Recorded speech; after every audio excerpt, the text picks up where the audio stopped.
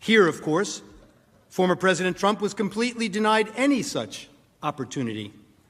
And it turns out there is significant reason to doubt the evidence the House managers have put before us. Let me say this clearly. We have reason to believe the House managers manipulated evidence and selectively edited footage. If they did, and this were a court of law, they would face sanctions from the judge. I don't raise this issue lightly. Rather, it is a product of what we have found in just the limited time we have had since we first saw the evidence here with you this week. We have reason to believe that the House managers created false representations of tweets, and the lack of due process means there was no opportunity to review or verify the accuracy. Consider these facts. The House managers, proud of their work on the snap impeachment, staged numerous photo shoots of their preparations. In one of those, Manager Raskin is seen here at his desk reviewing two tweets side by side. The image on his screen claims to show that President Trump had retweeted one of those tweets. Now, members of the Senate, let's look closely at this screen, because obviously Manager Raskin considered it important enough that he invited the New York Times to watch him watching it. Now, what's wrong with this image? Actually, there are three things very wrong with it. Look at the date on the very bottom of the screen on Manager Raskin's computer screen when we zoom into the picture. The date that appears is January 3rd, 2020, not 2021. Why is that date wrong? Because this is not a real screenshot that he's working with. This is a recreation of a tweet, and you got the date wrong when you manufactured this graphic. You did not disclose that this is a manufactured graphic and not a real screenshot of a tweet. Now, to be fair, the House managers caught this error before showing the image on the Senate floor, so you never saw it when it was presented to you. But that's not all. They didn't fix this one. Look at the blue check mark next to the Twitter username of the account retweeted by the president. It indicates that this is a verified account, given the blue check by Twitter to indicate it is run by a public figure. The problem? The user's real account is not verified and has no blue check mark, as you can see. Were you trying to make her account seem more significant, or were you just sloppy? If we had due process of law in this case, we would know the truth. But that's not all that's wrong with this one tweet. House Manager Swalwell showed you this tweet this week, and he emphasized that this tweet reflected a call to arms. He told you repeatedly that this was a promise to call in the cavalry for January 6th. He expressly led you to believe that President Trump's supporter believed that the president wanted armed supporters at the January 6th speech, paramilitary groups, the cavalry, ready for physical combat. The problem is, the actual text is exactly the opposite. The tweeter promised to bring the Calvary, a public display of Christ's crucifixion, a central symbol of her Christian faith, with her to the president's speech, a symbol of faith, love, and peace. They just never want to seem to read the text and believe what the text means. You'll see this reported in the media last evening also. Words matter, they told you, but they selectively edited the president's words over and over again. They manipulated video, time-shifting clips, and made it appear the president's words were playing to a crowd when they weren't. Let's take a look. After this, we're going to walk down, and I'll be there with you. We're going to walk down. We're going to walk down to the Capitol. But I think right here, we're going to walk down to the Capitol. And we're going to cheer on our brave senators and congressmen and women. And we're probably not going to be cheering so much for some of them, because you'll never take back our country with weakness. You have to show strength, and you have to be strong.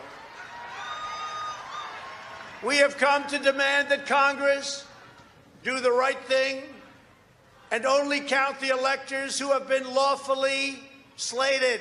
Lawfully slated. I know that everyone here will soon be marching over to the Capitol building to peacefully and patriotically make your voices heard. And we are going to walk down to the Capitol.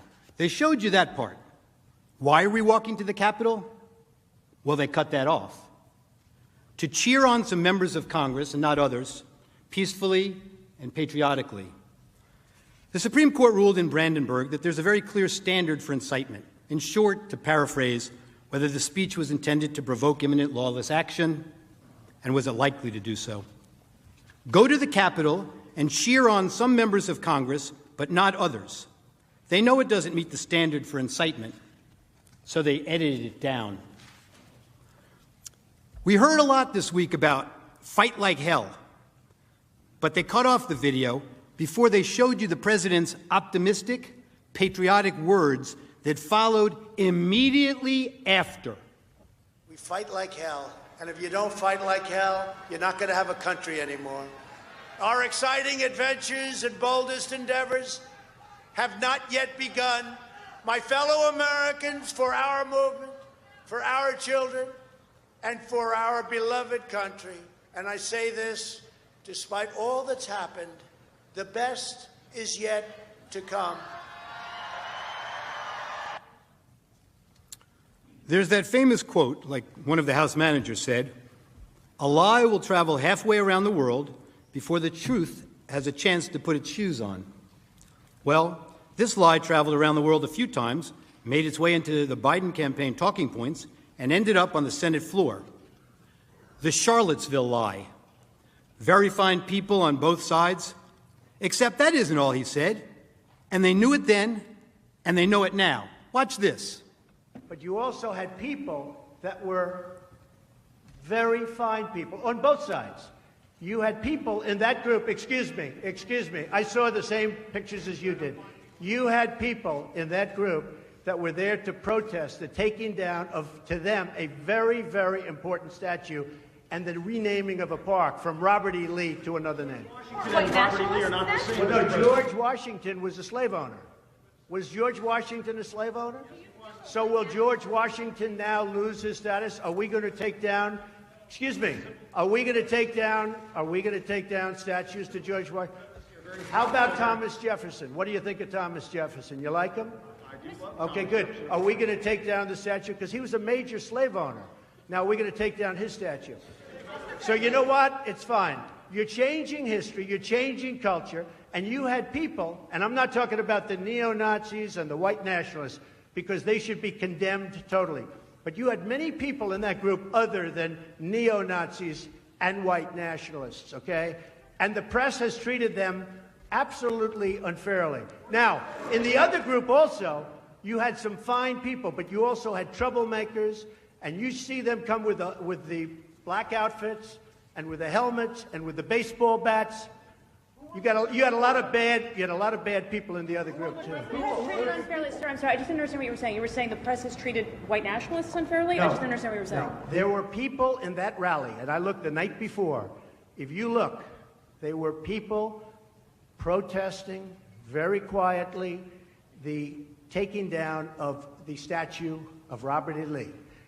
I'm sure in that group there were some bad ones. The following day it looked like they had some rough, bad people, neo-Nazis, white nationalists, whatever you want to call them. But you had a lot of people in that group that were there to innocently protest and very legally protest because, you know, I don't know if you know, they had a permit. The other group didn't have a permit. So I only tell you this. There are two sides to a story. I thought what took place was a horrible moment for our country, a horrible moment. But there are two sides to the country. Does anybody have a final? Does anybody have? You have an infrastructure. What makes you think? This might be today the first time the news networks played those full remarks in their context. And how many times have you heard that President Trump has never denounced white supremacists? Now you in America know the truth. Here's another example. One of the House managers made much of the president's supposedly ominous words of, "You have to get your people to fight," But you knew what the president really meant. He meant that the crowd should demand action from members of Congress and support primary challenges to those who don't do what he considered to be right. Support primary challenges, not violent action. I know what he meant because I watched the full video, and so did the House managers, but they manipulated his words. You will see where they stopped it, and to give it a very different meaning from the meaning it has in full context. Let's watch. You have to get your people to fight. He told them. You have to get your people to fight. And if they don't fight, we have to primary the hell out of the ones that don't fight. You primary them, we're gonna let you know who they are. I can already tell you, frankly. The people who need to fight are members of Congress. Why did we have to skip the necessary due diligence and due process of law and that any legal proceeding should have? It couldn't have been the urgency to get President Trump out of office. House Democrats held the articles until he was no longer president, mooting their case. Hatred, animosity, division, political gain, and let's face it, for House Democrats, President Trump is the best enemy to attack.